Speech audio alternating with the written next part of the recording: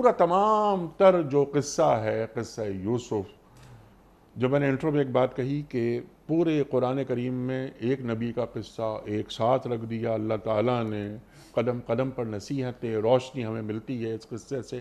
اب یہ قصہ ختم ہو رہا ہے، آخری آیات۔ تو یہ آیت نمبر 101 میں یوسف علیہ السلام کیا دعا مانگ رہے ہیں؟ 100 آیات کے بعد یہ آیت نمبر 101 ہے سورہ یوسف میں، اور آپ نے وجہ فرمایا کہ اتنا طویل قصہ اور کسی پیغمبر کا تسلسل کے ساتھ بیان نہیں ہوا۔ قرآن حکیم میں سب سے بڑھ کر تو نبی اکرم صلی اللہ علیہ وسلم کے حالات کا ذکر، حضرت موسیٰ علیہ السلام کے حالات تفصیل سے آئے ہیں، حضرت ابراہیم علیہ السلام کے واقعات تفصیل سے آئے ہیں، دیگر رسولوں کے بھی، لیکن کسی پیغمبر کے ذاتی حالات اور واقعات ایک ساتھ تسلسل سے واحد مثال حضرت یوسف علیہ السلام۔ اب اس قصے کی تو بہت سارے پہلو ہیں، لیکن اس وقت اس کی تفصیل میں جانا شاید ممکن نہ ہو۔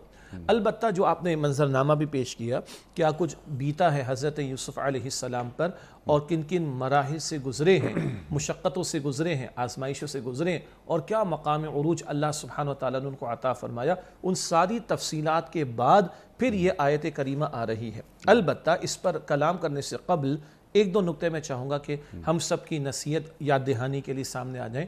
اللہ تعالیٰ نے بندوں کو عبادت کے لیے پیدا کیا، وَمَا خَلَقْتُ الْجِنَّ وَالْإِنسَ إِلَّا لِيَعْبُدُونَ۔ اللہ تعالیٰ فرماتا ہے سورہ زاریات کی آیت 56 میں کہ میں نے تمام جنات اور انسانوں کو صرف اپنی عبادت کے لیے پیدا کیا۔ اور اللہ کے پیغمبر صلی اللہ علیہ وسلم کی دو مختصر احادیث کئی مرتبہ بیان کر چکے، ہمارے دیگر علماء بھی بیان فرماتے کہ الدعاء هو العبادہ، الدعاء مخ العبادہ، دعا ہی عبادت ہے، اور دعا عبادت کا مغز، اس کا جسٹ، اس کا جوہر ہے۔ تو عبودیت کا ایک بہت بڑا حاصل کیا ہے؟ تذلل کا معاملہ، جھک جانا، بچھ جانا۔